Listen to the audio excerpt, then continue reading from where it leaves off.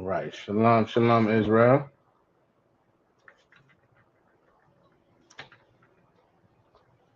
Shalom. Everybody can hear me all right? Can I get a one in the chat?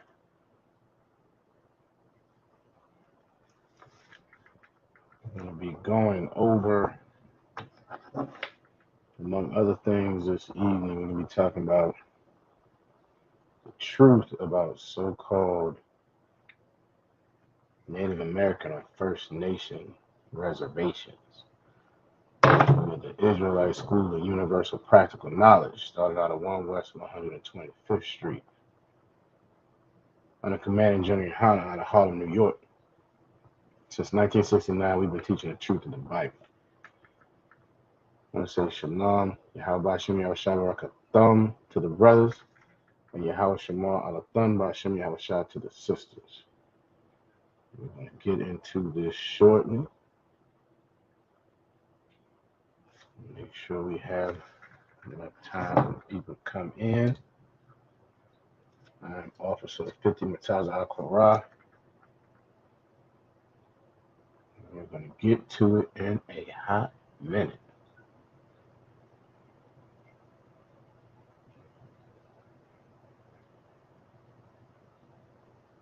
In a hot minute. Let's see. It's important to go over this information, particularly. Okay, Officer Yagadan in the building. Shalom, Shalom, Yahweh Bashem Yahweh, brother. You can hear me all right, Officer Yagadan. Can I get a one in the chat? You can hear me all right. I want to make sure everybody can hear me before we get too far gone. It's important, though, to go over these past few classes. We have been going over the history as it relates to our First Nation brothers and sisters. It's primarily the tribe of Gad, Reuben, and Issachar. We would include the so-called Mexicans in that also. Okay, the water, Officer. I appreciate it. It's very important, though, to make sure that we are aware of the history of our First Nation brothers and sisters, because so often these fake Israelite groups want to exclude them from the 12 tribes of the nation of Israel, as if it's only Judah or Judites, and that is absolutely incorrect. So often we want, as Judites, we want to just claim it all for ourselves, and so we have to be aware of the history of our First Nation brothers and sisters, so we can be well aware that in many cases they suffered some of the prophesied curses. Well, they definitely suffered some of the prophesied curses before we did, as so-called Judah, Benjamin, and Levi, the southern kingdom. But in other cases, they suffered certain curses longer, in a more extreme manner. Before we get too far into it, we got a few people have come into the class, so let's get some participation going. Who can name some of the First Nation and Native Indian tribes that you may have heard of? Now, there are a ton of them. But who can name some that they may have heard of, may be familiar with, so on and so forth? Again, this is primarily the tribe of Gad, Reuben, and Issachar would be included in that as the so-called Mexicans.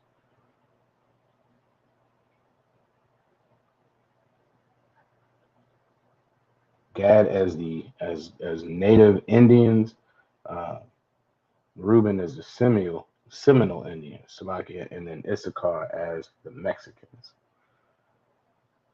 All right, absolutely. Sister said, Slovakia, and then my Reverend Aya in the building.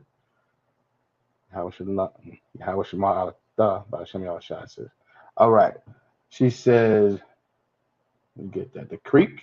Absolutely. That is absolutely right, Khan. All right. Officer Yagadar says the Cherokee. That is absolutely right, Khan. Who has any more? Just want to get some perspective to make sure we are aware. Now, there are a lot of them. But let's just get a few of them. All right, Khan. Right. Cherokee again. Yep, absolutely. Give me some more.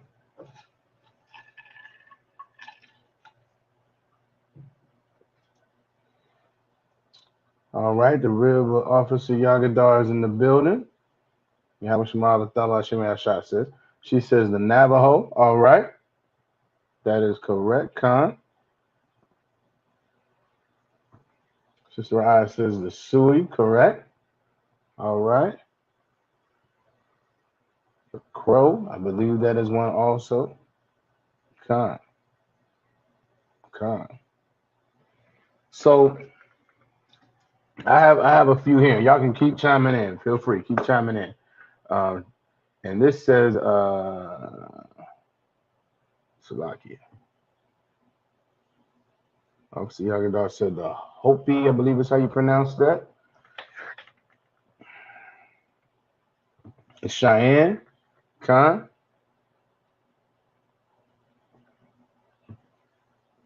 Let me see. Hidatsa, I think is how you pronounce that. Okay, y'all are getting it. Khan. Obviously, Yagadar says the Shawnee, exactly. Chippewa, exactly.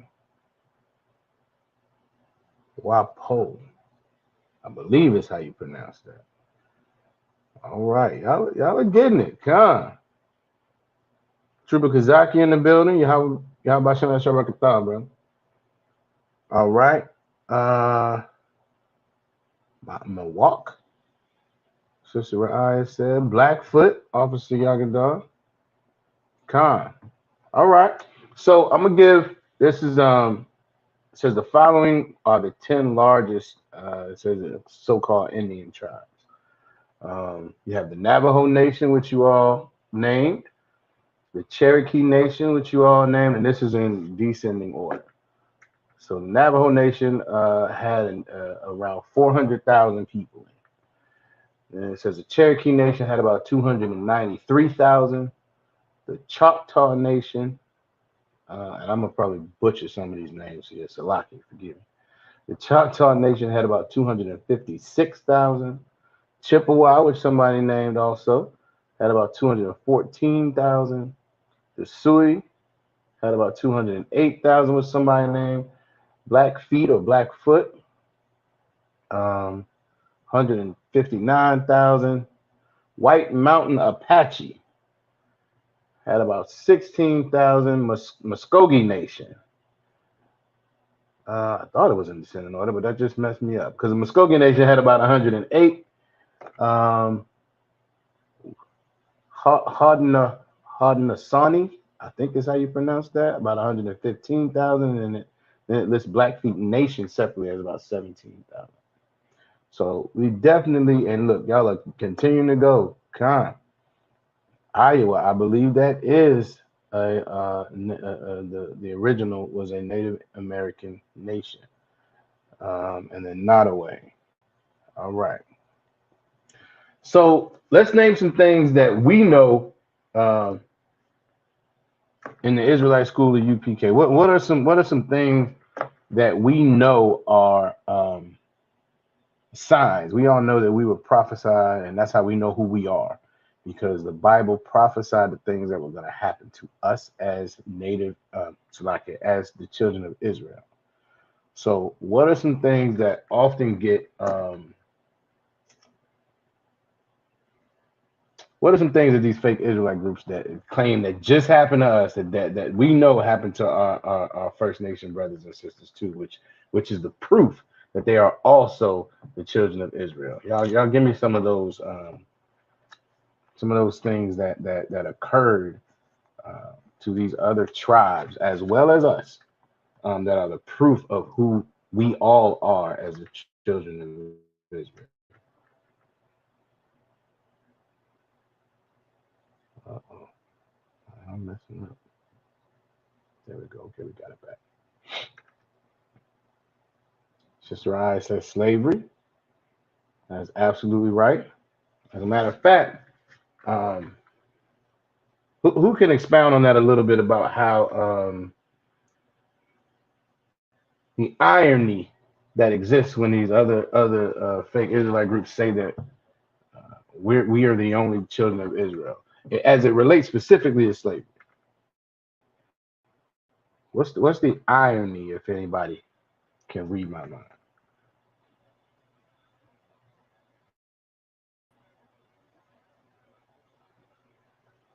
What is the irony in what they claim?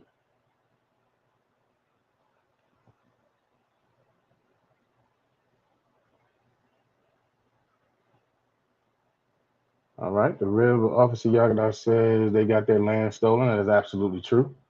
Khan, get that sister in hand also. Trooper Kazaki said they were raped, robbed, and unalived. Absolutely. Absolutely.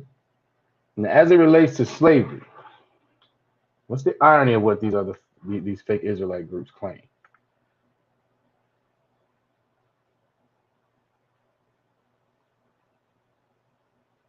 There you go. Give Officer Yagadah a hand. Our First Nation brothers and sisters were the first ones on slave ships. When Columbus came over here, the first thing he did, I think he rounded up about, I want to say it was 500 or 1,000 of our First Nation brothers and sisters, and he took them back to Europe. And I want to say about 300 uh, uh, lived. And he said, "Well, this will work out pretty well," was his thought pattern, and that was the beginning of the transatlantic slave trade. So that's the ironic part when these fake Israelite groups say that they're not, that the First Nation, our First Nation brothers and sisters aren't Israel. They were the first ones to go into slavery. But then they claim, obviously, that Deuteronomy 68, 28 and 68 is the prophecy of our enslavement. But then they claim that only applies to us. It's the most backwards and ironic thing. And again, it's why we teach history in the Israelite School of Universal Practical Knowledge, and why it's so important for us to know our history and the history of our brothers and sisters, the history of the other tribes, so that we can have a full understanding of who the nation of Israel is. All right. Sister I said Thanksgiving. That was definitely a traumatic event for our brothers and sisters. Absolutely. And it continues to be for the nation of Israel, as every year the 12 tribes of Israel, along with our oppressor, celebrates the unaliving of millions of so-called Native American people. That's exactly what that holiday is. And nobody teaches that outside of the ISUPK. Nobody is concerned about that outside of the ISUPK. But give me some more. What's some more examples? What's some more examples? Bring it a little how do I want to say this? All right, let's do something different. So not necessarily examples like like y'all have been doing, but what's some parallels even now that run with Judah, Benjamin, and Levi, and the so-called Native Indians? What are some parallels? Think about our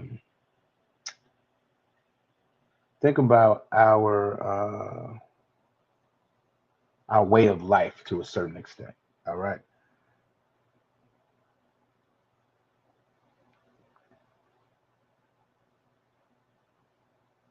All right. Sister I said the sad part is Native Americans that celebrate this food will be loving the Lord that they have been taught. Con, you're absolutely right. Now, the beneficial thing is, I think that's rare. That's a rarity to find someone who knows and that is someone in connection with their Native American roots, even when they don't know that they're Israelites, right? As long as they are, typically in line and in touch with their Native Indian heritage, then they are well aware that they don't sell, that you'll be hard pressed to find, a large group of Native Indian or Native Americans that celebrate Thanksgiving. Or give me another holiday that they don't celebrate.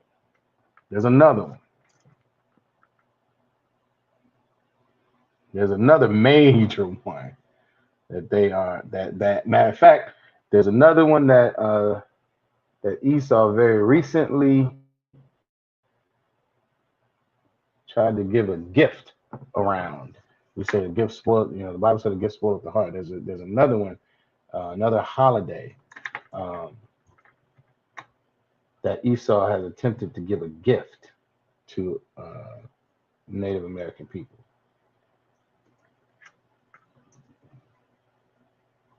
Who can tell me what that is?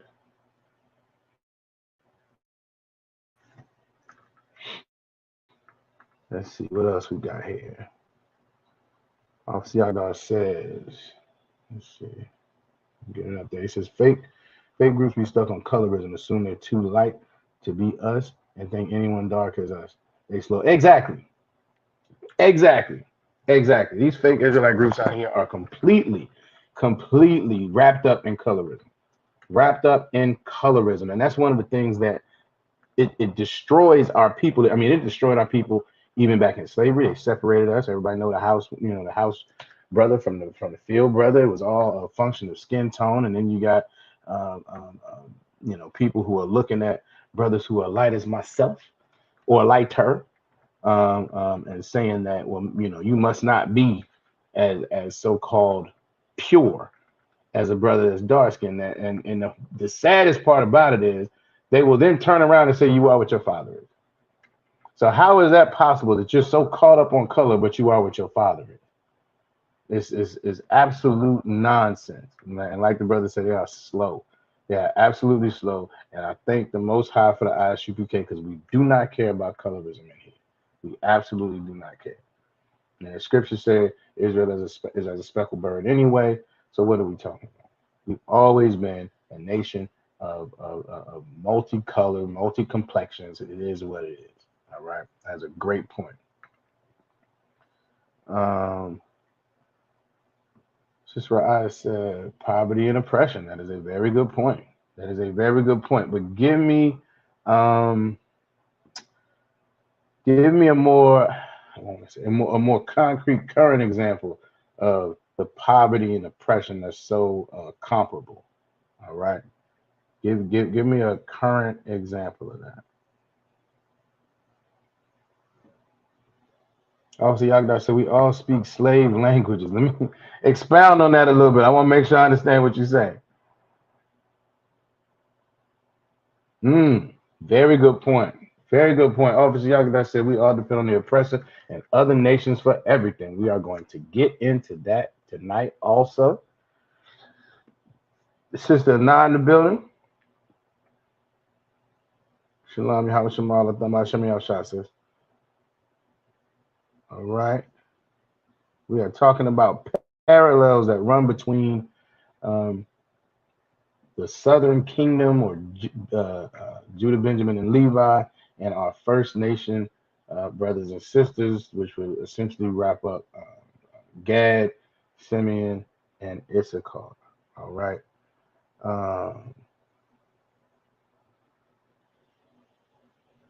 There you go. We all serve a God or a deity that doesn't resemble us. Exactly. That is not who we are supposed to be serving, but they do, and we do as well. Absolutely. All right, Fourth of July. No, that's not the one I was thinking of. So okay, hold on. That one, or let me see. Juneteenth. Not that one either. Not that one either. All right. Okay, there you go. Give the real officer Yagadar a hand. She says, I've never known a Native Indian to celebrate any holiday. They usually just celebrate their traditions. And that is correct. When they are closely tied, when they are closely tied to their heritage of being Native Indian or Native American, that's typically what they do. Um, which is, it's better than being tied to this oppressor as much as we are, but it's still not. Obviously, it's still not in the truth, right? Okay, now I understand what you're saying. Absolutely right. We all speak the language given to us by the oppressor. That is absolutely true. That is absolutely true. All right. Sister Ryan says still taking their land for their benefit. Yep, that's true. That is true. All right. So let's go back to the holiday because I want y'all. I know y'all gonna get it. That's why I don't want to give it to y'all. We already said Thanksgiving, right? They're not gonna sell. Our brothers and sisters ain't gonna celebrate that, right? And the River Officer Yagadar said they typically don't celebrate any of it, which is absolutely true. But there's another one in particular that holds a special place of disgust, I would say. So much so that America decided to again give them one of those gifts. Now, you all referenced, or Sister I referenced Juneteenth, which is what they attempted to do for uh, Judites, essentially. Give them that gift. We were all up in arms. Give them a gift. Give them a day off. And matter of fact, everybody, not even if everybody gets a day off, right? So think about it along those lines.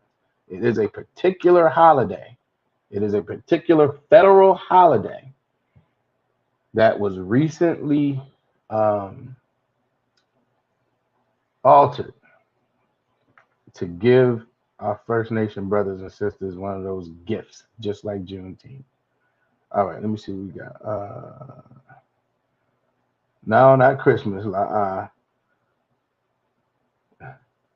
Changing the Redskins team. No, not quite, not quite. But that's along those same lines.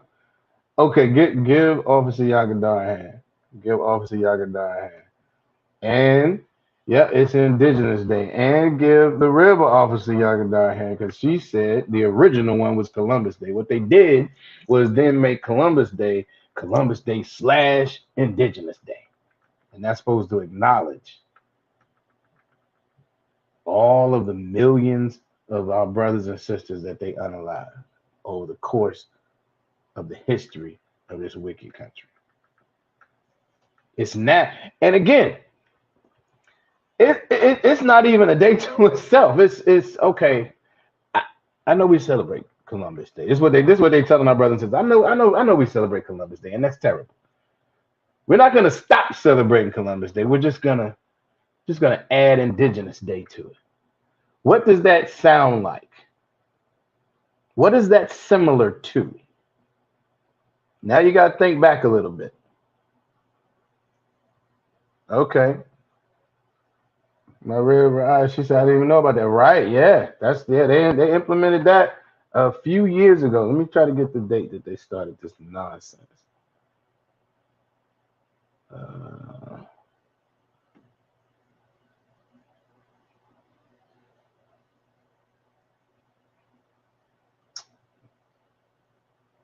I'm going to try to get that date.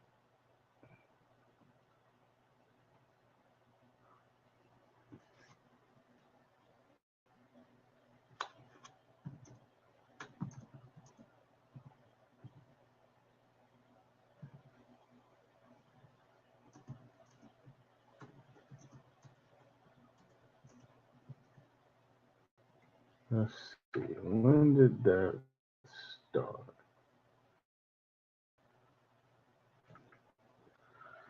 Uh, Looks like maybe 2014, something like that is when they started calling it Indigenous Day. Make sure that's the one.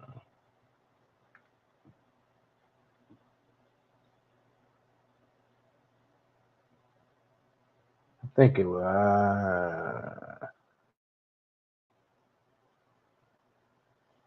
I had to look into that to be clear exactly when it started, but it was something. It was something again. Just another gift that they wanted to try to give to spoil the heart of our brothers and sisters in the nation of Israel. All right. Let me see. Juneteenth. That's not the one I'm thinking of. It's not the one I'm thinking of. All right. But I get your point. It happened to be a slave day, exactly. Okay. True, because I can say that was new to him as well. No sweat. No sweat. That's what these classes are for. Absolutely.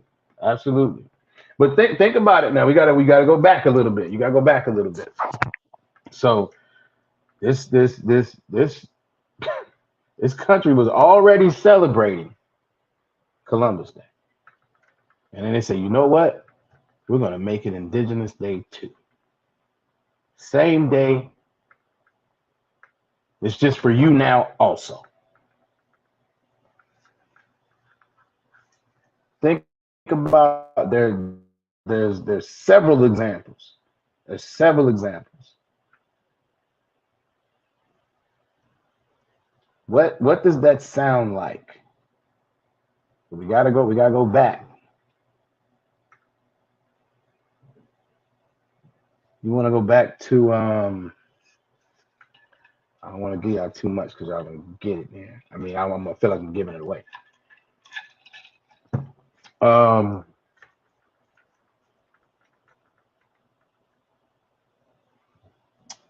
what are some other holidays that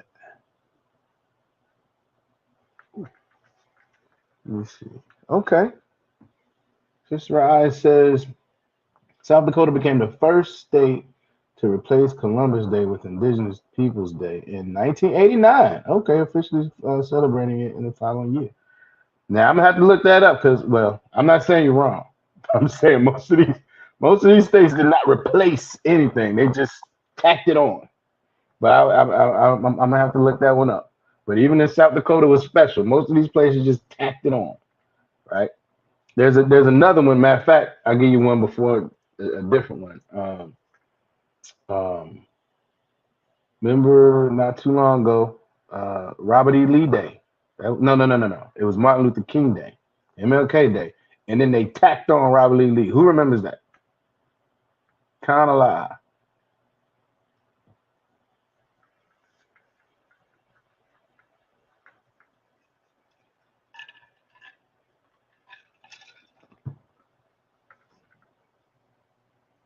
Kind of lie. Who remembers that?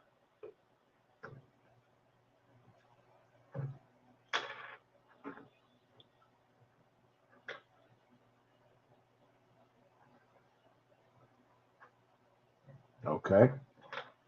Triple Kazaki said Khan. Right. Not that we give a damn about MLK. All right. Just to be clear. Anybody who's not in the school understand me very clearly. ISUPK does not care about Martin Luther King Jr.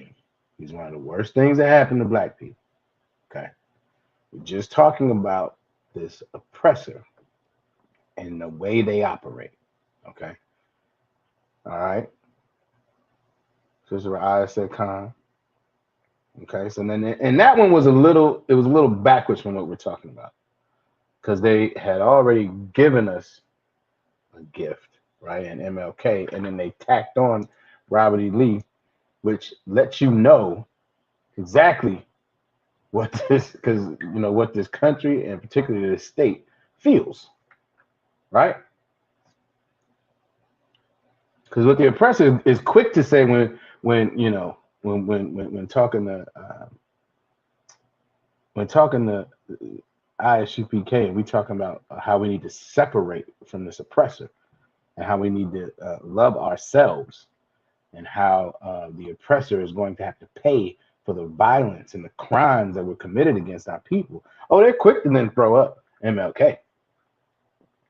Oh, that seems like it's so backwards. Like the oppressor was on, you know, was a fan of Orgy Mike at the time. Absolutely not. They took him down just like they take every one of our other brothers down. He was just the wicked one.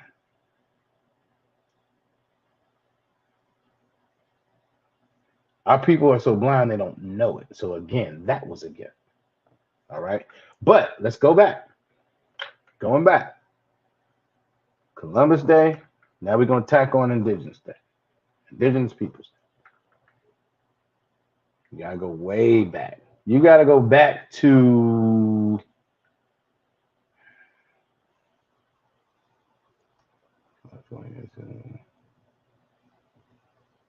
okay. Sister I is let me tell y'all something right now. She is doing some research. She is getting busy right now. Get her sister a hand. Give her a hand. She is getting busy. Let's see. Let's see what she got. Indigenous Peoples Day was instituted in Berkeley, California in 1992 to coincide with the 500th anniversary of the arrival of Columbus in the Americas on October 12th, 1492. 2 years later. 2 years later, I guess this is the rest of it. Santa Cruz, California instituted the holiday starting in 2014. Many other cities and states adopted the holiday. Yeah. Oh, all right. Give her an absolute hand. She was getting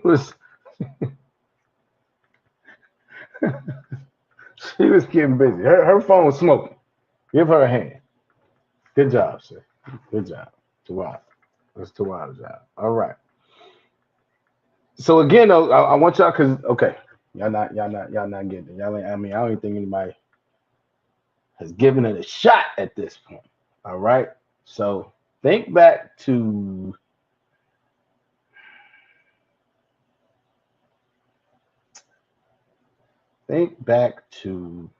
Constantine.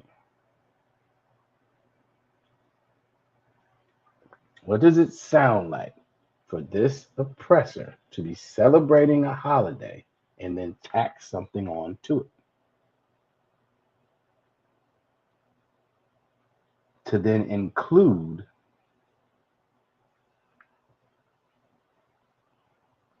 another nation of people.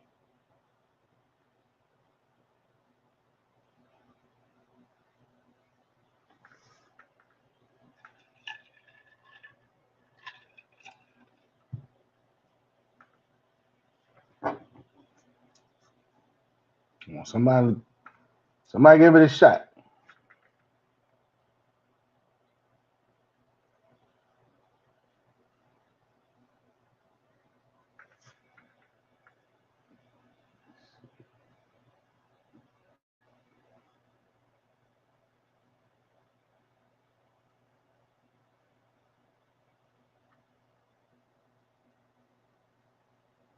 Give Sister Ra'aya a damn hand. She's absolutely right. Good job. Christianity. You take pagan holidays and you mix them and twist them. Absolutely right. She is on one tonight. Christmas with the Christmas tree, which is the celebration of, there's several of them, but somebody name a couple. Who wants to give it a shot? We went over this a couple months ago. Let's see who might have got it in their notes.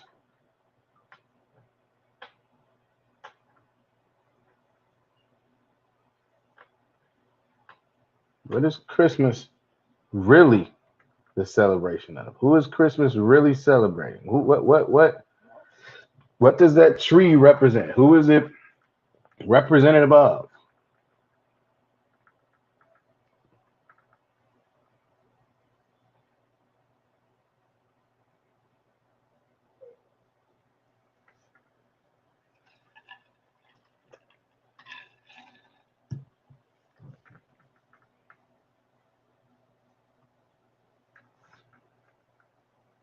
Let's see who's gonna get it.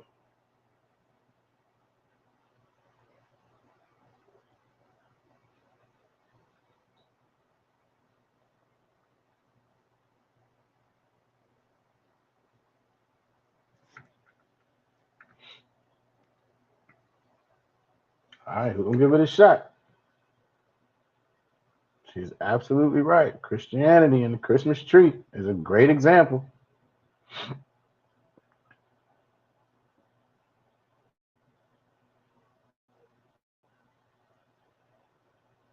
Okay. All right. The sister said, I don't remember the name, but I remember you speaking to the tree with candles on it. Not necessarily candles, but it was decorated. You are definitely in the ballpark. Absolutely. Who else wants to give it a try? Boom. Gives the river officer Yagadah a hand. Nimrod. That has nothing to do with Christ. That is the celebration of Nimrod. But what does Christianity do? Or what did they do back then? They tacked on the holiday and said, now we're going to make it for you too.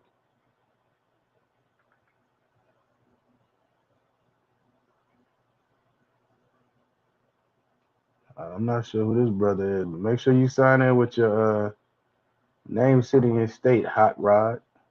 Make sure you can get credit for class. All right.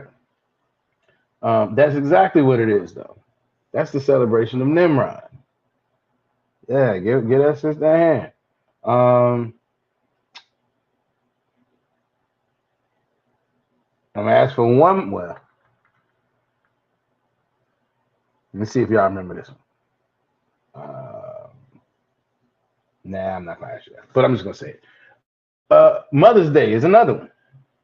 Mother's Day was the celebration of I believe the goddess's name is a Greek and Roman goddess Rhea. I'm saying my real name, it's a lot. Rhea. That was another example where they were already celebrating this thing. They tacked on something else. Easter's another one. That's the celebration of I think it's the Roman or Greek god Ishtar. That's another. There you go. Give Sister right hand. Easter Bunny dropping eggs was a fertility god. Exactly. Ishtar. This is their tactic. This is what they do. All right. They have these celebrations and then they tack it on and say you can do it too. And again, as we always quote the scriptures, a gift destroys a heart. Exactly. Exactly. All right. All right. So we're gonna get into again, obviously and we spoke to it a little. Well, you know what? We're gonna keep going a little bit because I want to say. Let me go back and see who this was that made this comment.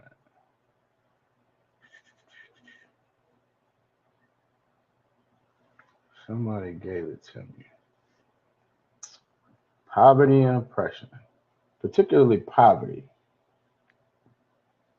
What is poverty? Where is poverty for our First Nation brothers and sisters today?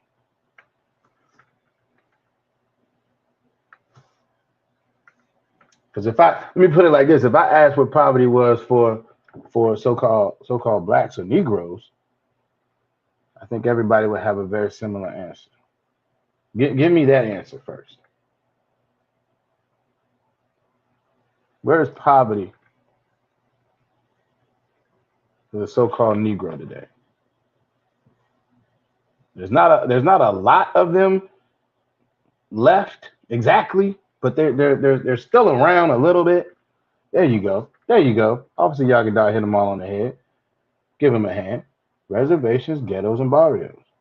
That's where our people are typically, um, uh, centralized. All right. Not so much now, especially in places. Um, Honestly, especially in places like Virginia, there are obviously still some there's some hoods around here, and they're we all know where they are. But it's not quite like it was uh, back in the maybe the 70s or the 80s. Things are just a little different now. And again, it's more subtle, and that's why we always have to be aware of these things that are going on with our people. But these reservations are absolutely still around. Okay, um, and that's where the poverty for our so-called Native American brothers and sisters is largely centered. All right, and it's been that way from the very beginning, and we're gonna get into it. Um, Sister says taking everything from the tribes and not giving the resources to education. That does happen. She's absolutely right. Get her sister a hand. All right. All right. So You see. Yeah, she said any place ending in court. Our hood is not. That's absolutely true. Listen, all around Richmond, there's a court somewhere. There's a Wickham court. There's all type of courts, and everything that ends in court is nowhere that anybody typically wants to be. Because again, our people and our communities are so destroyed. Even the people in them really don't want to be there. Now, again, we suffer our curses regardless, though. We suffer our curses no matter where we go. And this is the thing that we have to know so we can understand that it's not about necessarily where we are. It's about how we are. It's about who we are and who we're supposed to be. And so it doesn't, it is centralized, but even as time goes on and it changes, it kind of doesn't, it doesn't, not even kind of, it doesn't matter. Because as the scriptures say, we will suffer, and I'm paraphrasing, we're going to suffer in the city and in the field. All right. All right. So let me see. We've been walking forward. All right. We're going to get into some of this history now. We've been walking forward kind of from kind of Columbus's, Columbus first showing up and how that affected the First Nation brothers and sisters. And we kind of been walking forward from that, right? I want to say the last class we ended around 1800 somewhere. Okay. So we're going to pick it up there. Now, before I go into it specifically, I want to see who can guess. So no, I'm gonna give y'all some history, and then I want to see if y'all can guess where this goes next. So obviously, Columbus landed on the east coast of this land. All right, and then over the centuries, the oppressor decided they wanted to move west. Right, but there was a particular event in the 1800s that that made them more determined to get over to the West Coast, which made the impact on so-called Native Americans that much more intense and cruel and detrimental. Who can tell me what that event was? You're gonna have to go back to, you're gonna have to go back to grade school a little bit on this one. I had to go back to grade school a little bit on this one. But if you think about what oftentimes this oppressor's motivation is, you might get it.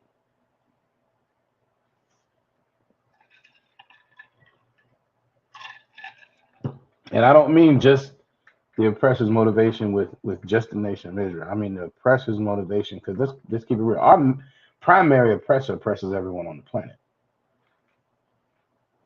He oppresses everyone on the planet in different ways. We're just the primary. We get the primary brunt of it. But given his position, which is another I don't want to phrase that. Try not to give it to y'all. Let's think about his general motivation. What is his general motivation on the planet? All right. Somebody's thinking world domination. And that's not necessarily off. All right. But what do you need? What do you need in order, even if that's going to be your answer, what do you need in order to make that happen? Look, Officer Yagadar, give him a damn hand. He's absolutely right. The gold rush. Money. This oppressor, I mean, even if you want to say he wants to dominate the world or dominate the planet, sure. I'm not going to disagree with that. And the primary way he does it is to make sure his military is the largest on the planet, which means he needs resources, which means he needs money. And that's exactly what drove this oppressor completely across, in addition to manifest destiny. So they had this whole perspective that, they were ordained by God to conquer all of this land, which is just again, it's the most oppressive the devil the Bible speaks of. All right, so we're gonna get into it. That is absolutely right. Give Officer Yagadar a hand. So let me see. Let me start sharing these screens real quick.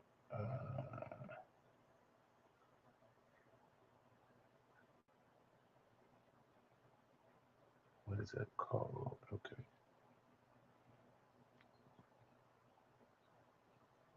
Now again, as it is every week, these words may be a little tight, but I'm reading y'all. All right.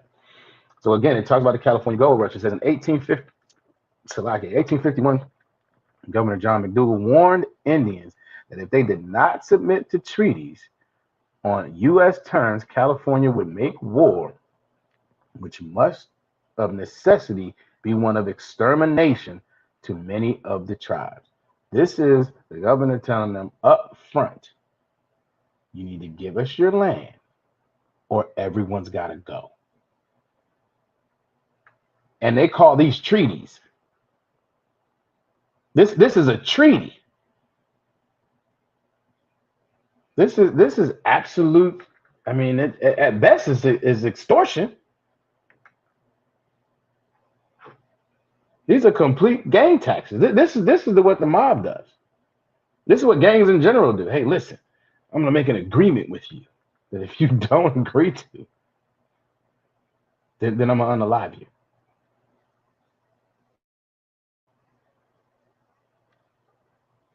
But this is what this oppressor calls a treaty or the negotiation of a treaty. Right. That's why I say it's bullying. And that's a mild way to put it, but that's absolutely accurate. That's absolutely accurate. It says during the 1850s, settlers enslaved California Indians. This is in the 1850s. Now, again, this happened from the time Columbus first got here and on. Right, right. Get down or lay down. This is this oppressor's tactics. This is how they operate. This is how they operate then and now. But it says during the 1850s, settlers enslaved California Indians, especially children, overran their lands and formed militias to hunt them down. In Northern California, starving Yukis, I believe is how you pronounce that, deprived of game and by settler activities. What does that mean? What does that mean? They were deprived of game from settler activities.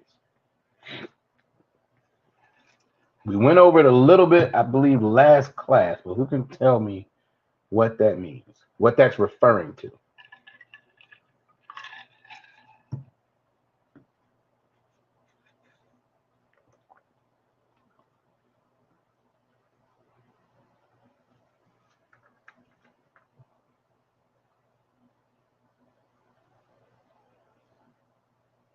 Who wants to give it a shot?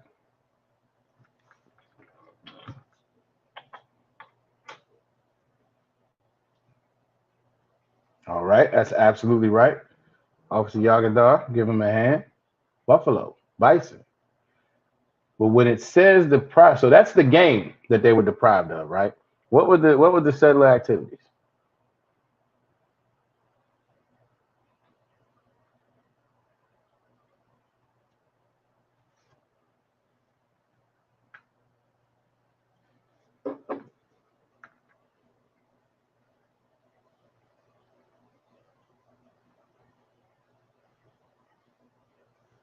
What were the settler activities?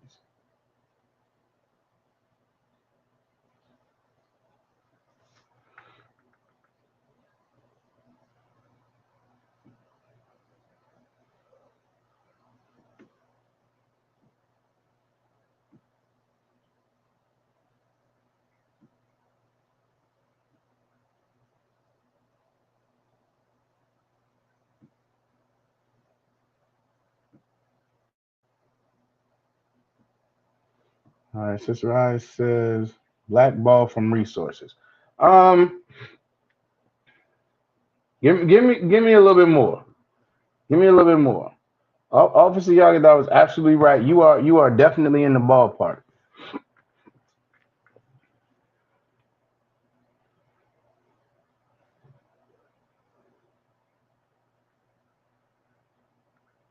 Says that they were deprived of game by settler activities. We know the game is the buffalo.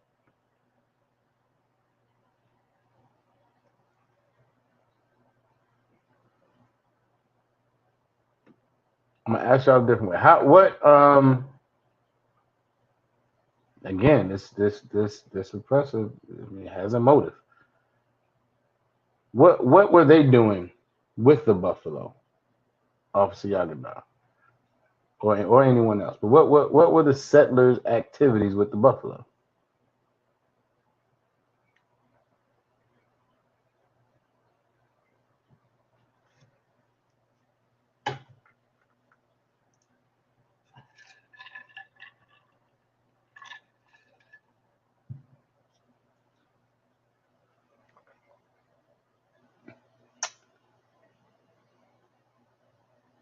All right.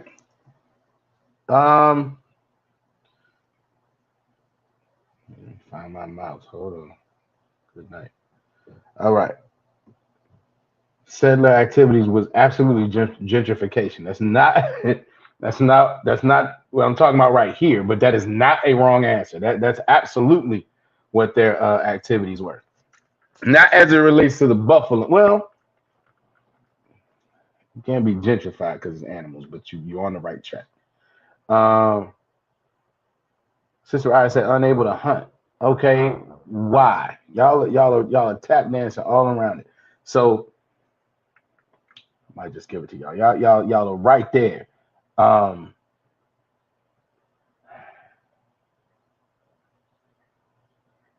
what else? What else? How else can I get this? Let me see.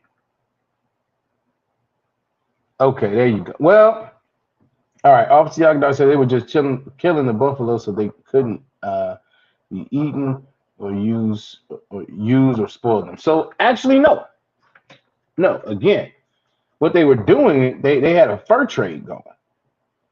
They had a fur trade, which had a lot to do with the hide of the buffalo and the bison.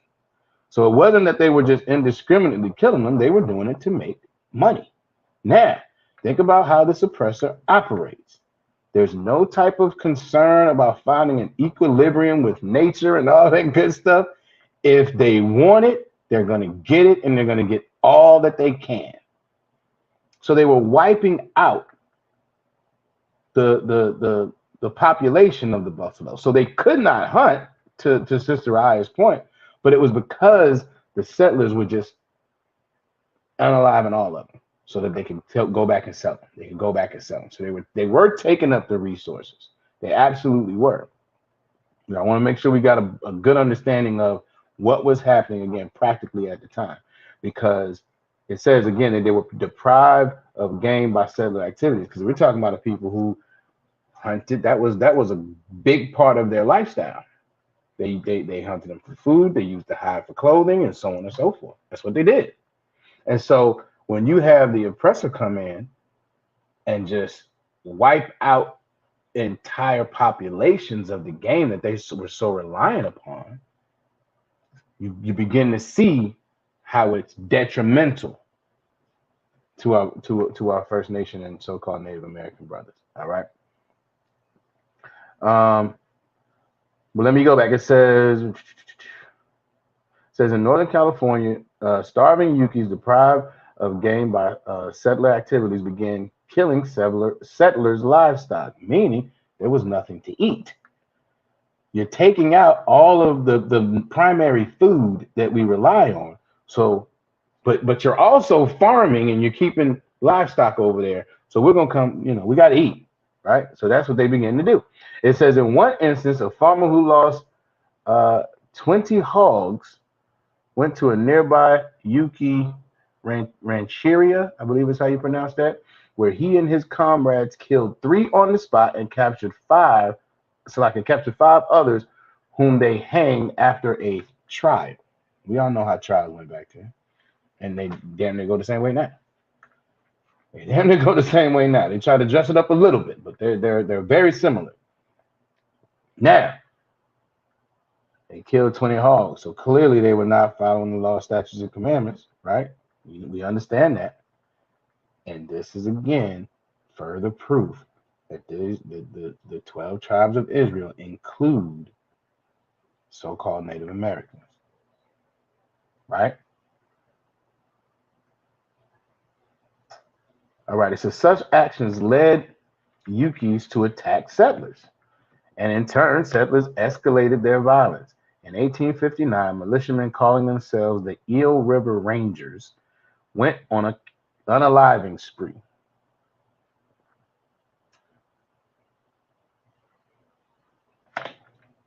Salaki. Shalom, how about Shem Shabbat? Trooper Shemaga Bar in the building. Y'all get his brother a hand. He just had a newborn son. Congratulations again, brother. Absolutely wonderful. Happy for y'all. Happy for you and the family, brother. All right. Sister Aya says, no food, no means to make clothes, etc. The oppressor remove the resources for them to survive. Exactly. Exactly. They completely remove the resources for them to survive.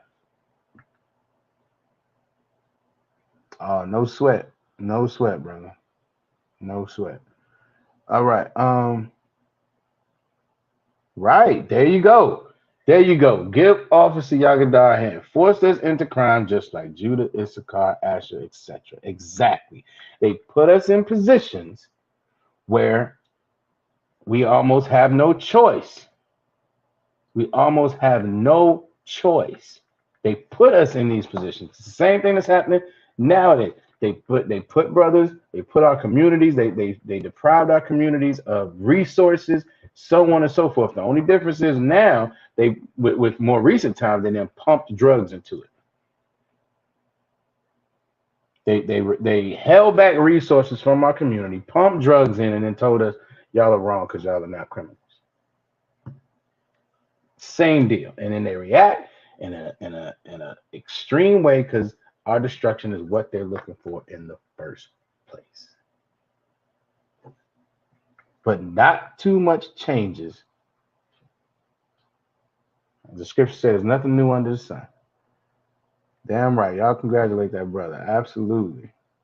Absolutely. Damn right. All right, we're gonna keep going.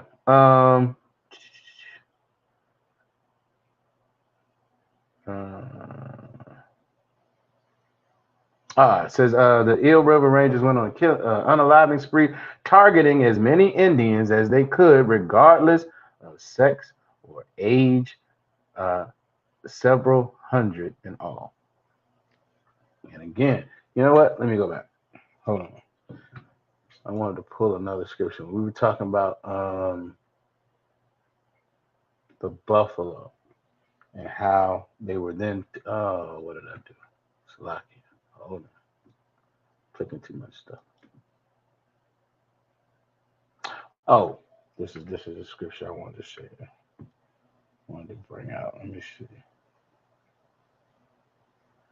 When you talk about how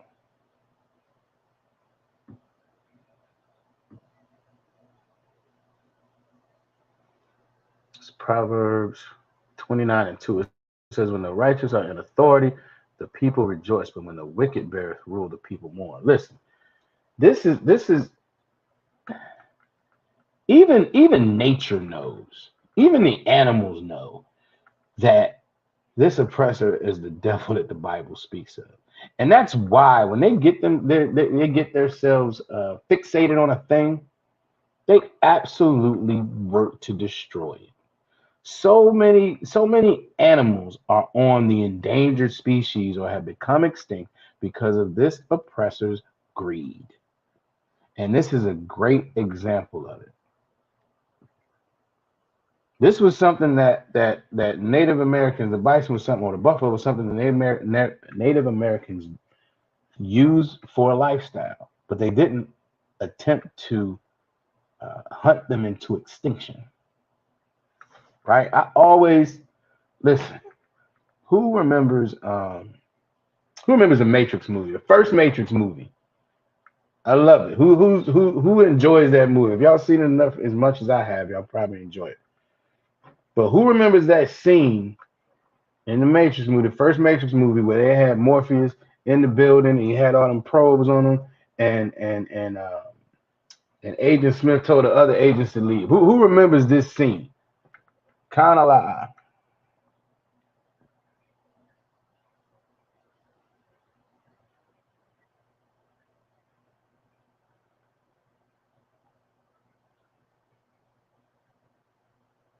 going back. You see, Officer Yagadas said that's why all the cowboys and Indian movies make it seem like they were thieves and seven. Right, right. It's all a presentation. It's all a presentation to make us or children of Israel, but at the time specifically Native Americans appear that they're criminal and they need to be feared. And that's the same thing that they do today. It's all a propaganda so that they can then react the way they really want to do it anyway and say, "Oh, I was scared." That's the same thing that happens with police officers every single day. I was scared for my life. That's the narrative. That's the narrative. All right. Shemaga Bar says Khan. My rib says Khan. Sister Nah says no sweat. All right. So in this scene, now you gotta have some understanding of the Matrix. So the Matrix was, the right, stand your ground law. Stand your ground law is the same thing. I'm so scared. I'm so petrified because I think they're gonna hurt me, so I got to be aggressive towards them. That's their tactic. It's been that way always, always. I think that was last class. We went over how their perspective is that so-called, I don't know which class it was, but anyway, that the slaves and the oppressor couldn't live too close together because then that's going to go to the oppressor's detriment. When the reality is, we're always the ones that get destroyed when we get ourselves close to this oppressor. But going back to the Matrix movie, so you got the machines or the agents, and you got Morpheus. He's a real person, and at one point, the Agent Smith is talking to uh, Morpheus, and he's talking about mankind, humans, is what he's saying. He said, I was basically trying to put y'all into a box to figure out exactly what y'all are. He said, and it came to me, y'all are just a virus, is what he said. He said, because everywhere you go, every other um, living, creature gets some kind of equilibrium with nature. There's some kind of balance, right? He said, every other creature on the planet does that except y'all, because you all just come in and take over. Now, that's a great line, but who really does that? It's not us. Because when the righteous are in authority, the people rejoice. But when the wicked beareth rule, the people mourn. That's why even nature knows that this oppressor is destructive. Even nature knows that this oppressor is the Bible, the devil that the Bible speaks of, because this oppressor is the only one who goes in and completely destroys as much as they can to get as much as they can. This is why they wiped out the buffalo. It's just to get money. He didn't care about any type of nature or any of that. And that's what this oppressor does over and over and over again. That's why there's animals in the sea that get fished almost into extinction. That's why there are wild animals that they just go and want a bag so they can have a trophy on their wall. And the more trophies they got, the better. There's no type of equilibrium. It's just everything they want, because when the wicked beareth rule, the people mourn. It's a byproduct of who they are. All right. Let me see. Let me go back to.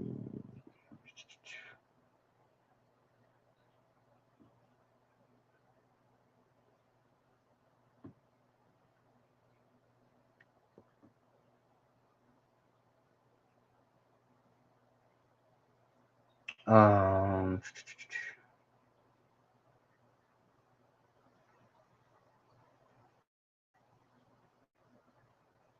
oh, hold on. There's another scripture I want to get you. And we've gone on it before, gone over it before, given this lesson, but still, it um, continues to pop up because of the nature of this oppressor. Where is it? Deuteronomy 28 and 50.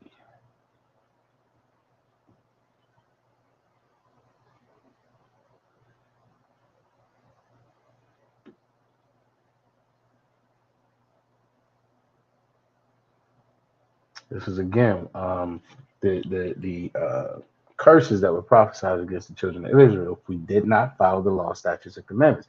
It says, a nation of fierce countenance, countenance meaning the face of this nation, which shall not regard the person of the old, nor show favor to the young. And again, this says in 1859, militiamen calling themselves the Eel River Rangers went on an unaliving spree, targeting as many Indians as they could, regardless of sex or age. Several hundred in all. These things were prophesied and then they happened. It's very, very, I mean, I don't want to say it's very simple. It's horrible, but it's absolutely true. All right. Says the American takeover of California caused an indigenous population decline that was sharper than any other time or place in U.S. history. Now think about it at this point. We've gone over a lot of information historically, right? This time period where the oppressor decided they wanted to go get some gold from California, it caused an indigenous population decline that was sharper than any other time or place in U.S. history. In 1848, the California Indian population was probably about 150,000. By 1860, it was only 30,000. That is what, 12 years? 12 years. They were 80% were gone in 12 years.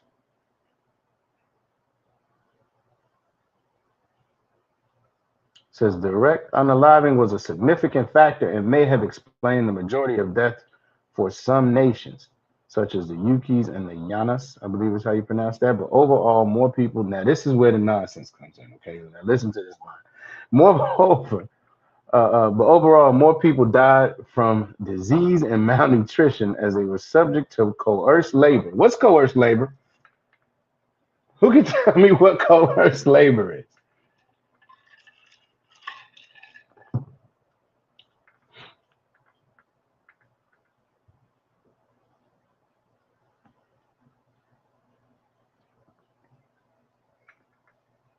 Coerced labor.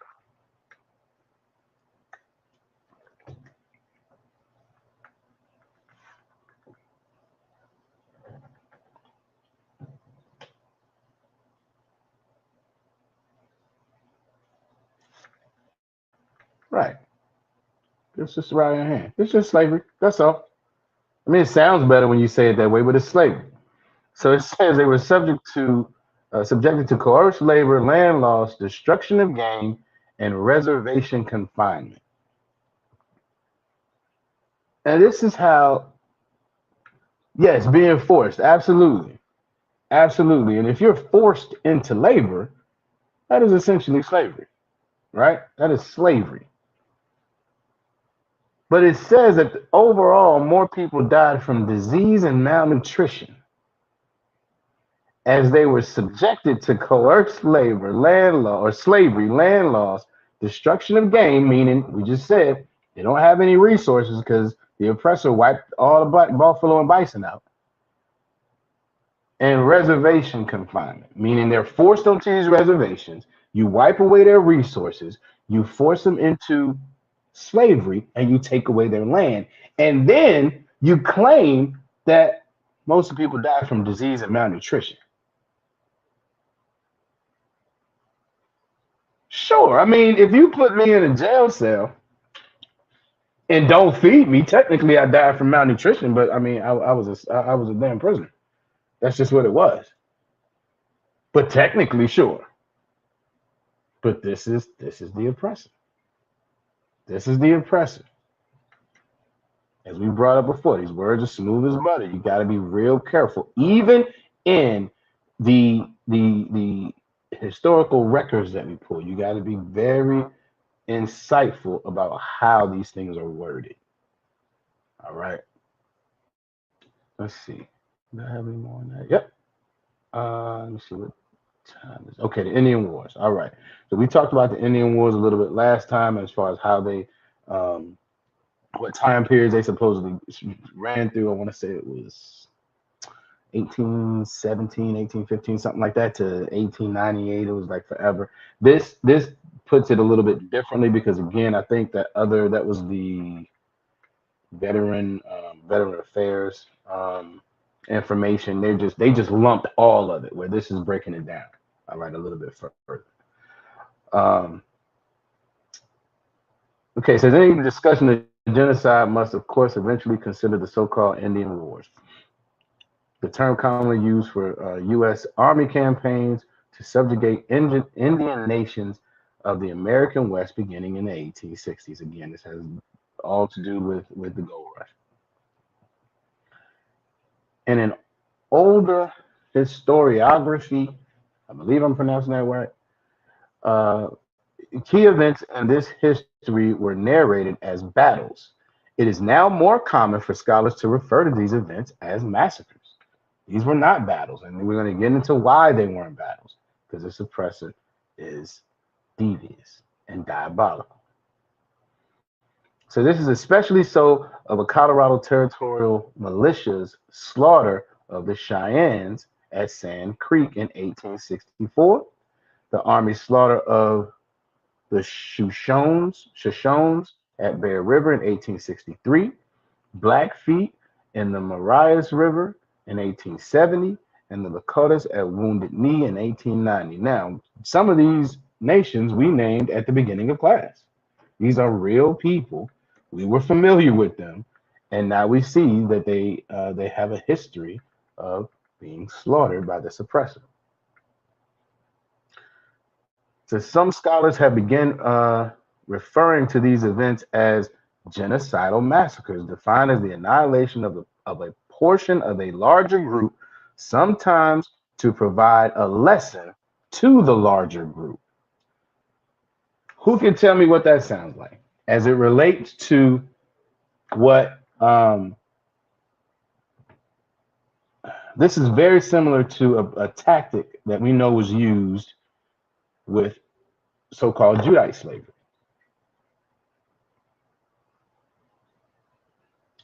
It says the annihilation of a portion of a larger group, sometimes to provide a lesson to the larger group.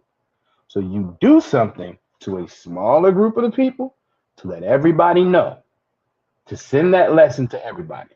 Who can give me some examples of that as it relates to our people? Because again, we went through the same curses and continue to do so.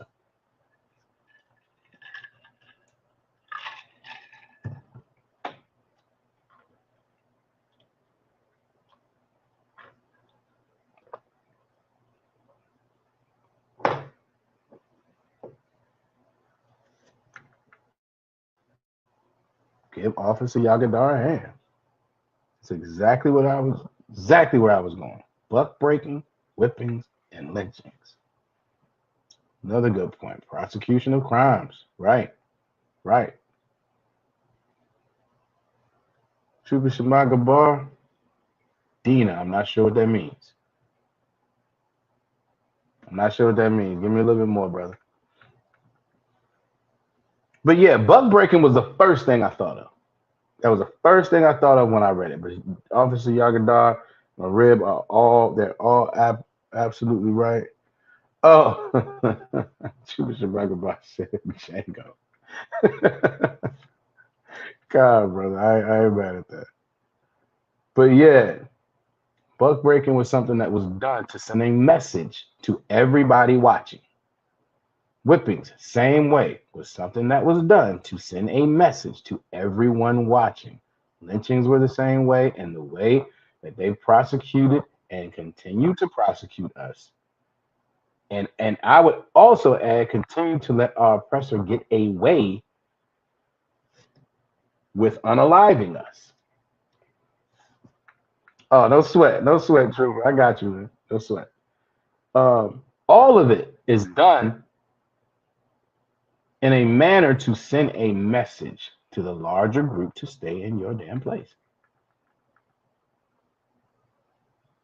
That is the definition of oppression. You are not on our level, and you won't be. And let me do these things to continue to show you where you are.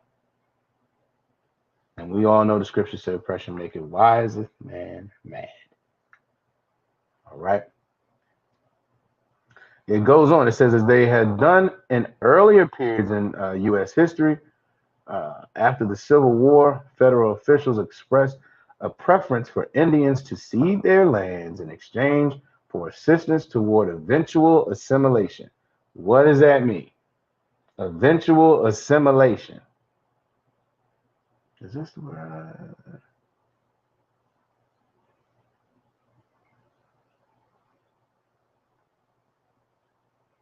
Yeah, let me ask that. What does that mean? Eventual assimilation. Let me look up what it means to assimilate. Let's get the definition of that word.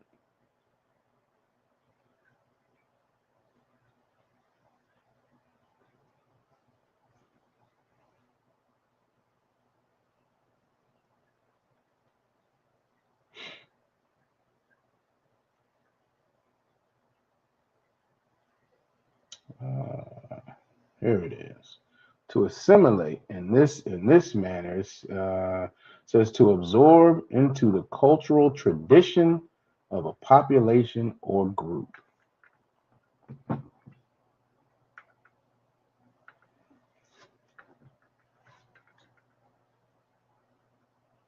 To absorb into the cultural tradition of a population or group.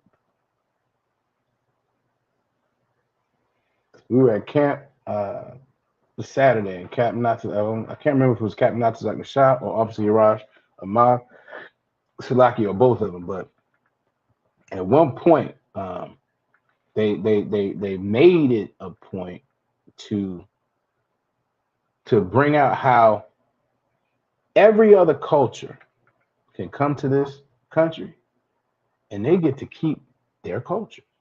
Every other nation comes to this country and they get to keep their heritage. They get to be who they are. They get to make sure they have Little Italy.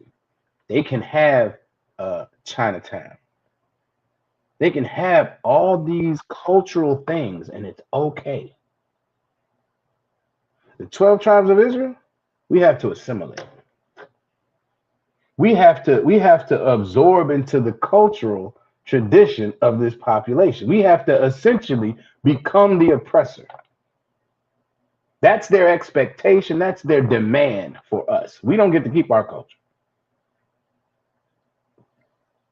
Matter of fact, it's so bad, if any Black, Latino, or First Nation person says that they're an Israelite, oh, then everybody's up in arms. They want to call us anti-Semitic.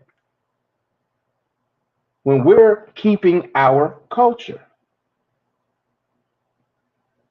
every other nation gets to do it but us.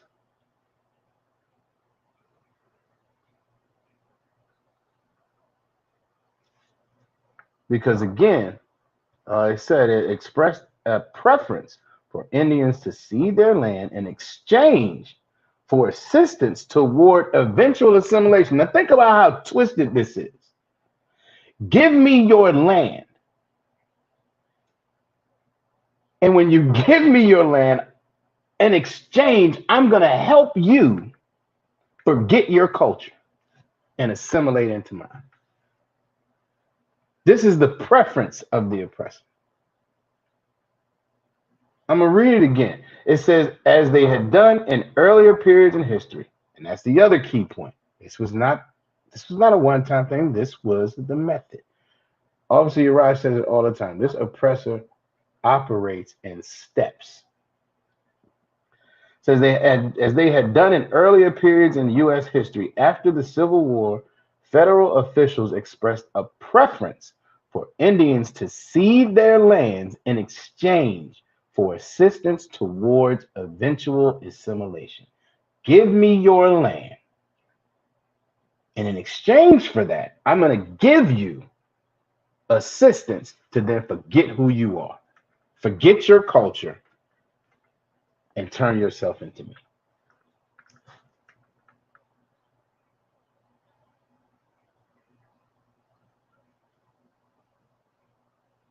Officer Yagdar says food stamps and grants for giving up that land and language. Right, right. And at this point, they hadn't even offered the food stamps and grants yet.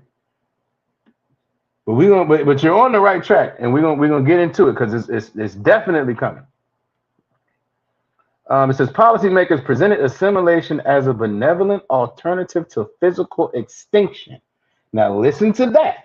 I'm helping you forget your culture so I don't have to unalive you. How diabolical and wicked can you be? How twisted can you be? How much of a devil can you be? This is for your benefit. It's so that I don't have to unalive you. Because those are your only two options. But again, every other nation, oh, you want to keep who you are? You want to keep your culture? Sure, no problem. You can keep your culture. With the 12 tribes of Israel, you got two choices. You can assimilate it and forget who you are and fall in line with what I would rather you be, or I got to wipe you out. It says in this way, providing a way for later historians, again, where's that scripture? Where's that scripture? As smooth as butter scripture. It's so the truth. It's Ecclesiastes, which one is it? Nope, Salakia, Psalms 55 and 21.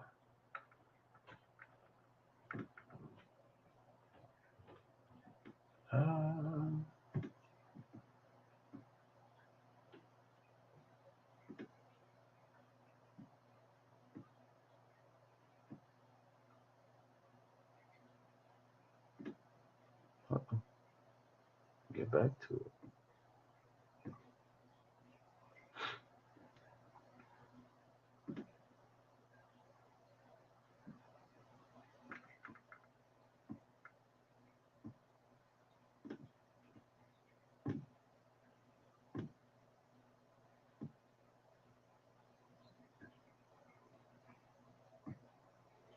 This is Psalms 55 and 21. The words of his mouth were smoother than butter, but war was in his heart. This is so absolutely true. Then and now. So let's go back and read this one more time.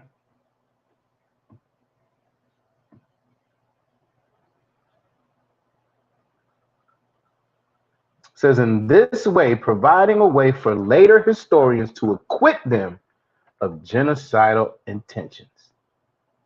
They framed it the way they did so that later on they could be like, nah, we weren't trying to hurt them. We were trying to help them. We were trying to help them. When we went and told them that they could forget their culture or we would wipe them out, that was because we were trying to help them. Their words were smooth as butter, Salakia, smoother than butter, but war was in his heart.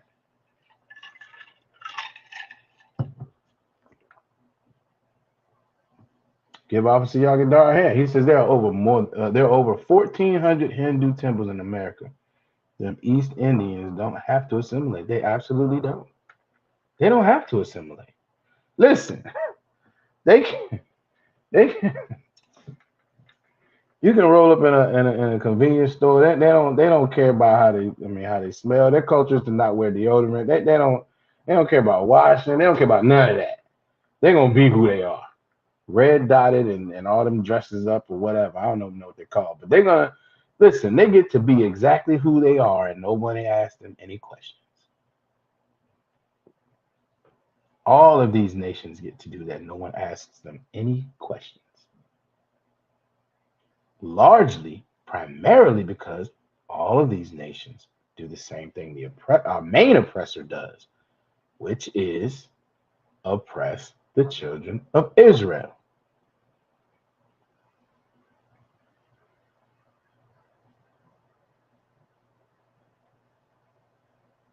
Let's keep going though.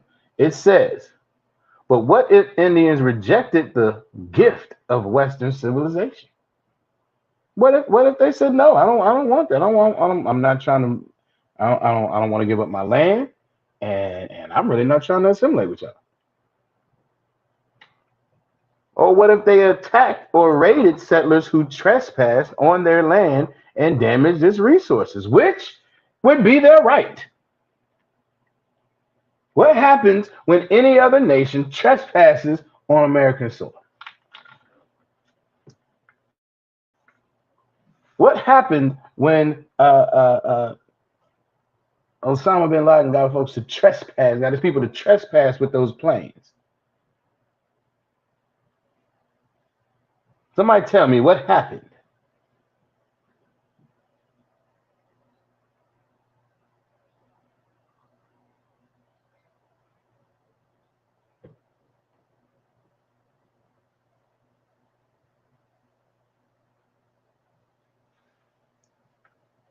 Give Officer Yagadar a hand. Total annihilation. You know how many people were unalived after that? I mean, you talking about millions. Give Trooper Shamagabar a hand. It was absolute war. So they our so-called Native American brothers and sisters would have been well within their rights. You're trespassing on my land. You're destroying and damaging my resources. You're affecting my way of life. And you're threatening me not only by your presence, but by your words. You're telling me outright, if I don't assimilate to your culture, you're going to unalive me. If that's not a declaration of war, I don't know what is. But it's presented through the oppressor's view as, well, we were trying to help them. We were trying to help them to not be unalived at our hands. That's so diabolical.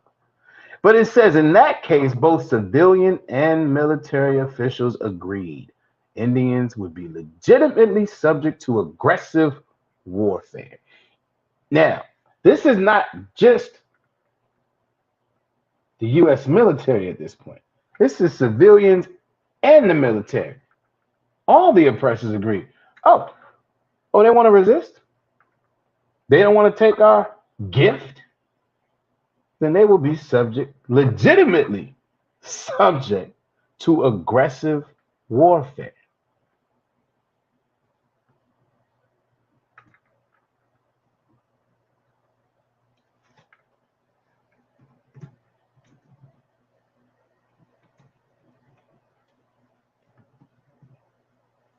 Don't bear with me.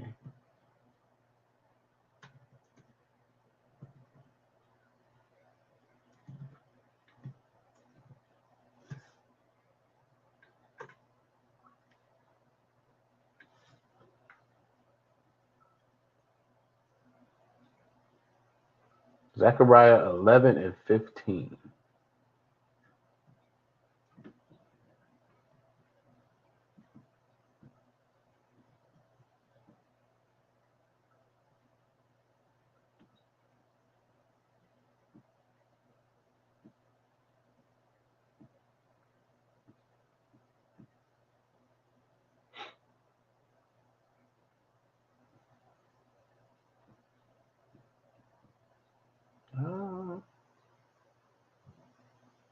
That's not what I wanted. Wait a minute.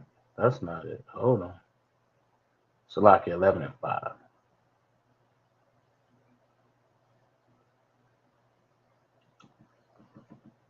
Zechariah 11 and 5. I'm messing up. Y'all bear with me. Doing too much clicking over here.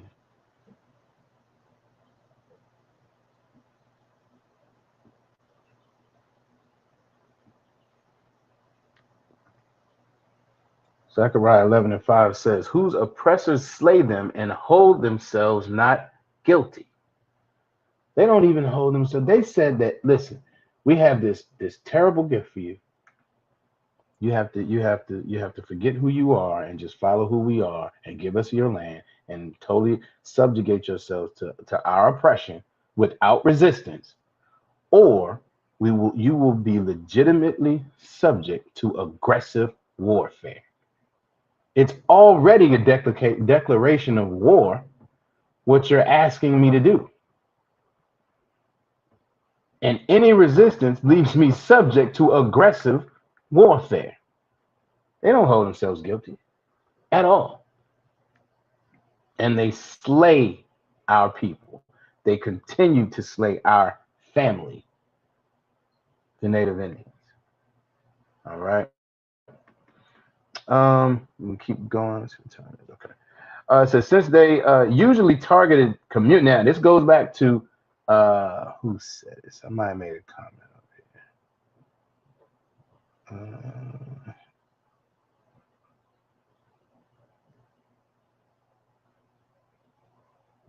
here. I can't remember the comment. No sweat. But it says since they usually targeted communities rather than armies, these operations inherently carry potential for massacre. So what does that mean? You're not even attempting to go to war. Again, this is another a tactic, an aggressive terrorist tactic. You're not trying to go to war. You're trying to attack the communities. You're going to attack the communities, the people who are non-combatants. You don't care about their age, about about their sex. You don't care about whether male, woman, old, young. You don't care about any of that. You're going to attack the communities. You're going to make an example of the communities so that the larger group, even the actual warriors, back off. This is their tactics. So, of course, yes, you're going to massacre everyone because you're not running up on soldiers. You're running up on women and children, older people and babies.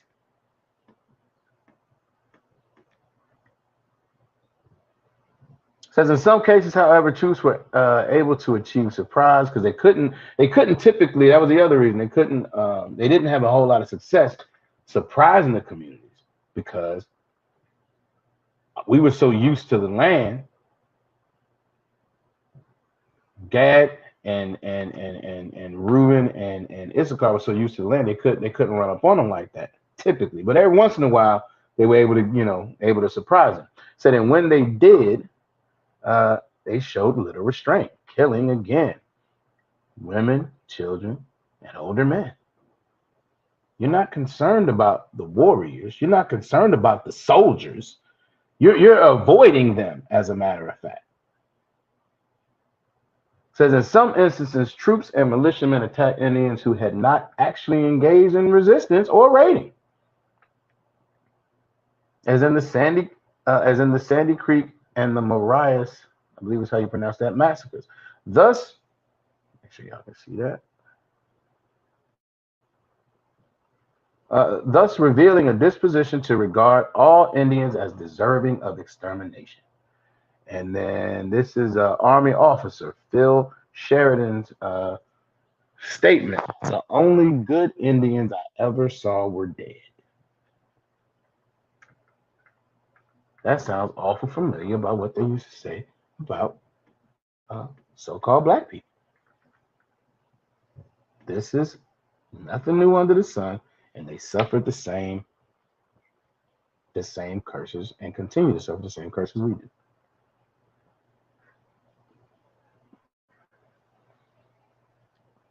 Says the U.S. It says the U.S. colonization of the West led to land laws, the decimation of the bison and other game, and increased exposure to disease and alcohol. Now, again, this disease thing is used as a crutch, is used as a prop, is used as it wasn't us. All right.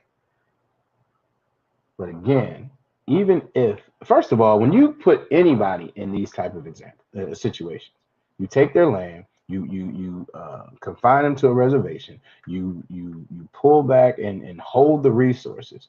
Those things naturally weaken your immune system. You can't eat, you can't feed yourself, you have no resources, and you can't move around. And then they want to say, well, it wasn't us, it was disease. Wicked and diabolical. So the Comanches, for example, had a population of perhaps 40,000 in the 1700s. And you skip down, it says sometime around the mid 1840s, however, as bison populations declined, leading to the collapse of the Comanche economy, so did the Comanche population. By 1870, the Comanches numbered between 4,000 and 5,000 from 40,000. That is 90%. There's only about 10% left. And that was in the 1840s. But it goes on. It says between 1870 and 1875, the Comanche population fell even farther to a mere 1,500. During these years, the Army conducted military operations against Comanches to force them onto reservations in western Oklahoma, killing a few hundred. There were only 1,500 of them.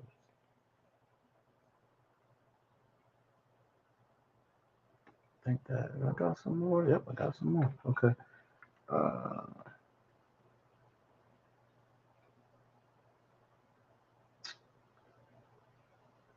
Yes. So some Western nations, somewhat, doing too much. Some Western nations, such as the Poncas, decided not to resist U.S. expansion. Now, this is interesting, right? So when an unarmed brother or sister is shot, right, by a police officer, what's one of the things that people often say? If they just would have somebody answer for me.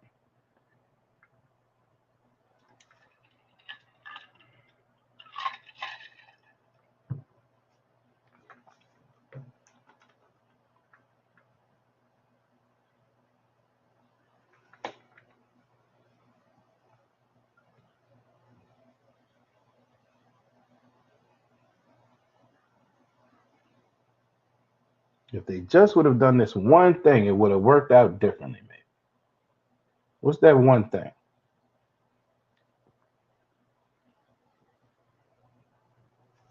There it is. Give Officer Yagadar a hand. If he would have complied. That's often the narrative. If he would have just complied, I don't know why he didn't comply. He should have just complied. Well, let's see what happened to some of these our Native Indian brothers when they comply. It says,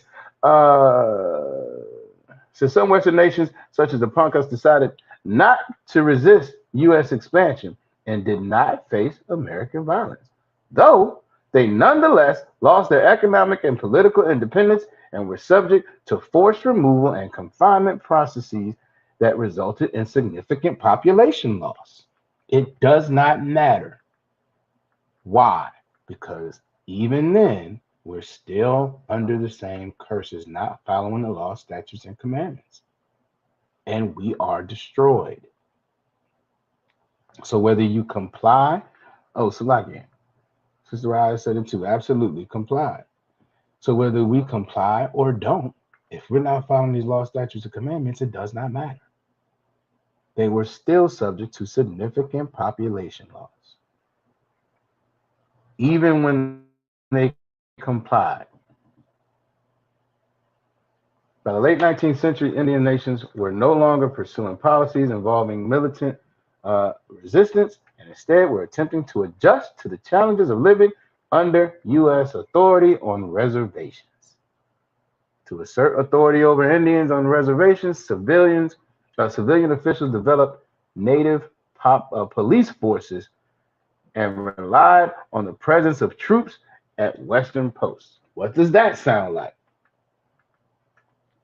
What does a native police force sound like?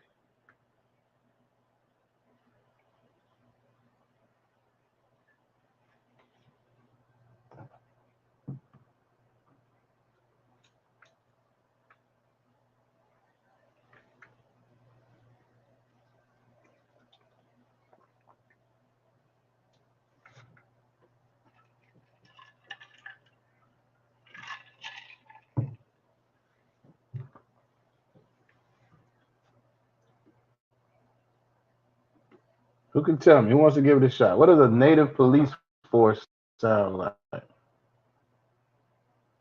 I wasn't here.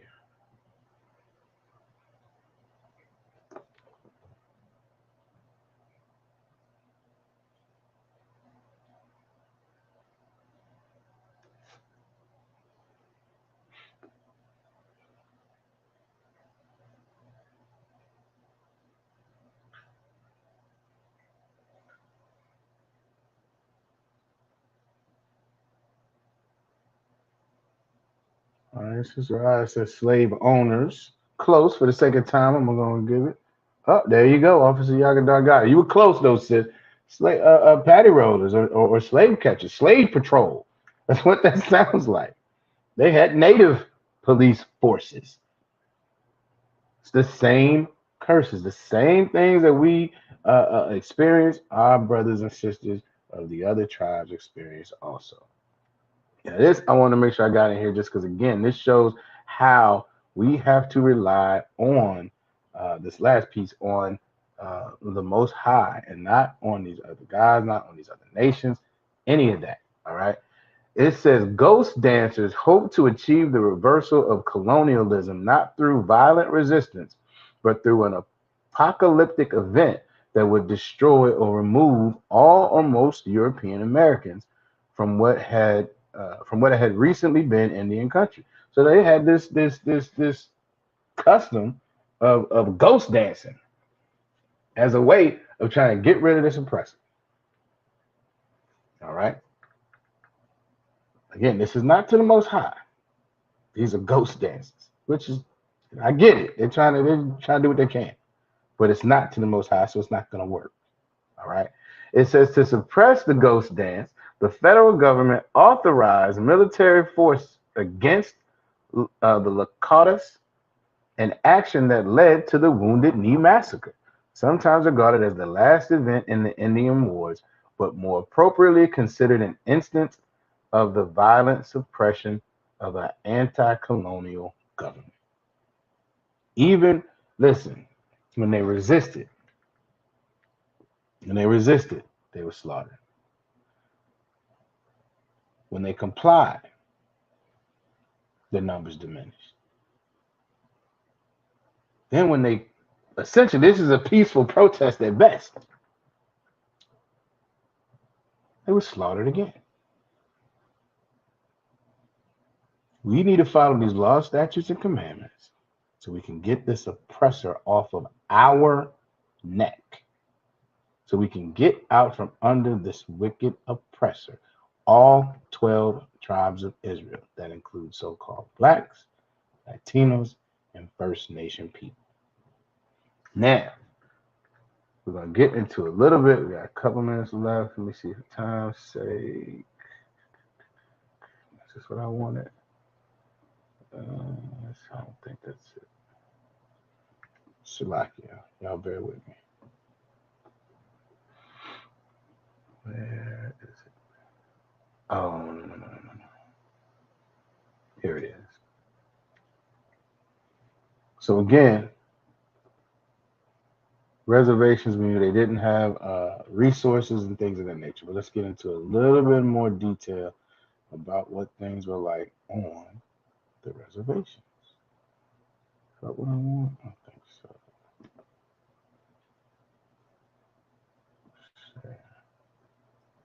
There we go. Now this is, I believe this is the History Channel, I think it is.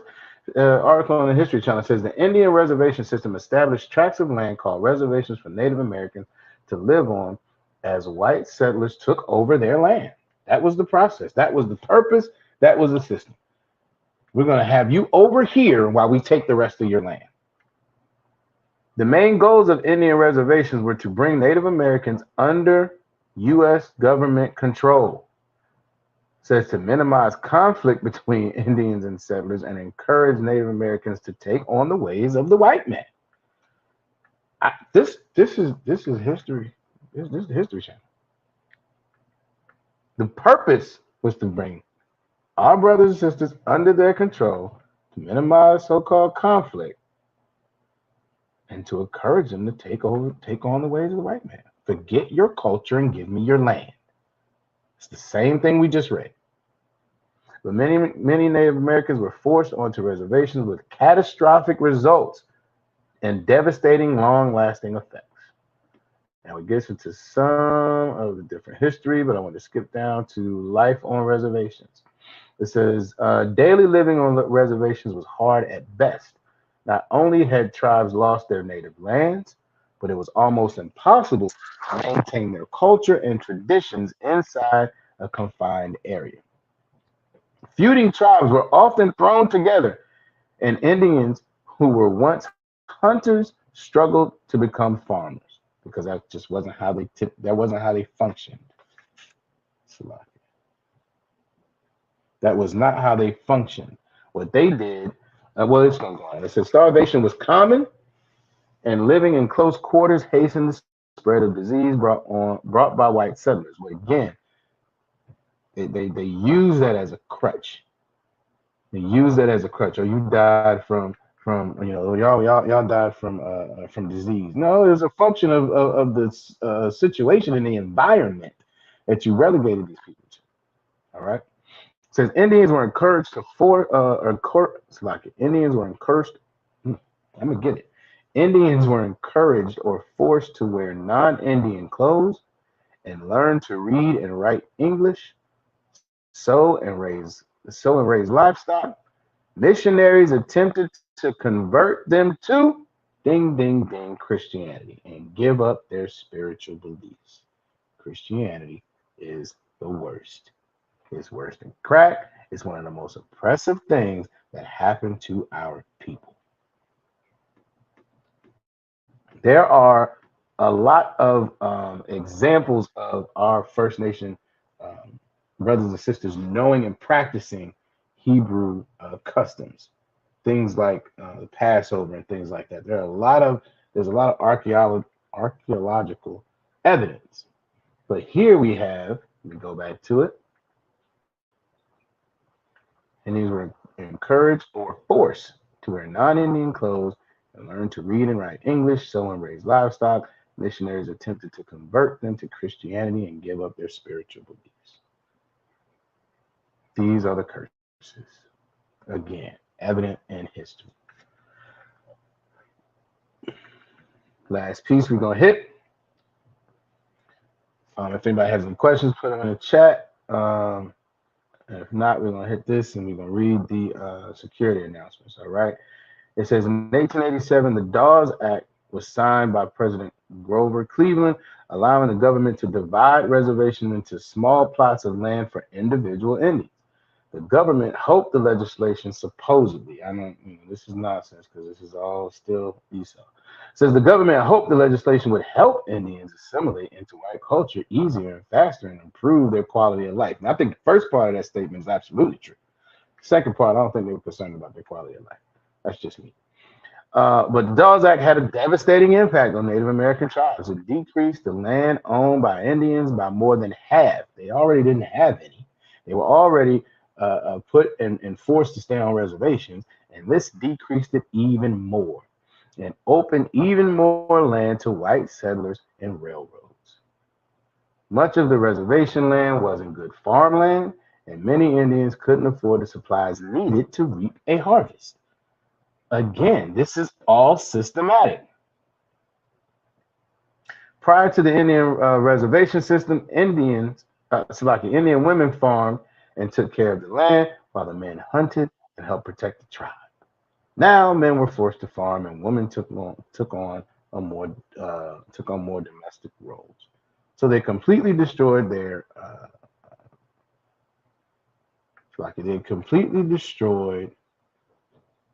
culture all for the purpose of acquiring more land, getting more money, and making sure that they not only were clear that they were second-class citizens, they wanted to assimilate them and bring them into Christianity. This is all the things that happened to all 12 tribes of Israel. All right. Next week, Lord willing, we may get into a little bit more because we're still walking, closer and closer forward. But we are going to see. We're going to see where we are with that. All right. I don't see any questions in the chat. So with that, I'm going to get into the security announcements. So Lucky.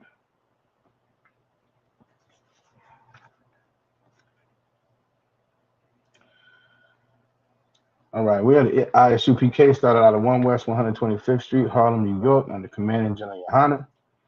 Rule for new brothers or sisters. When a new brother or sister comes into the school, they are off limits for 6 months. They are to be saluted only. They are here to shed themselves of the world. If they need transportation, the teacher will arrange it. After 6 months, if a brother or sister has an interest in a particular person, he or she must get permission from the head to speak to the brother or sister.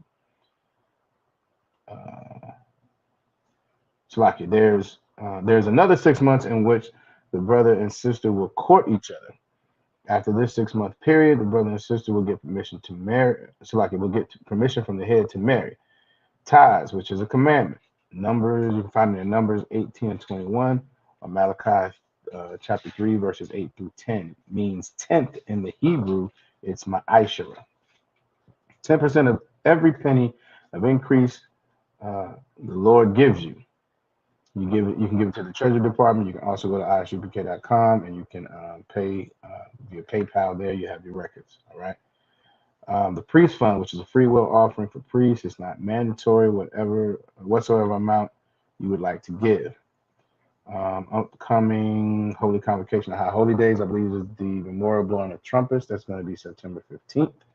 So you all stay tuned in for more details on that. Right now, I believe the plan is to have it at the school in Newport News. All right. And if any brother wants to become a trooper in the school, you need to start wearing all black boots, shirt, pants, headband, and war scarf. Make sure you get in contact with the school, either Officer 5,000 Yerashima or Captain of 10,000 Natzalak Nashah. All right. And with that, we say Shalom, Yahweh Shem Yahweh Shabbat to the brothers. Shalom, Yahweh Shemar Alatan, Ba'Shem Yahweh Shai to the sisters. Shalom, Israel.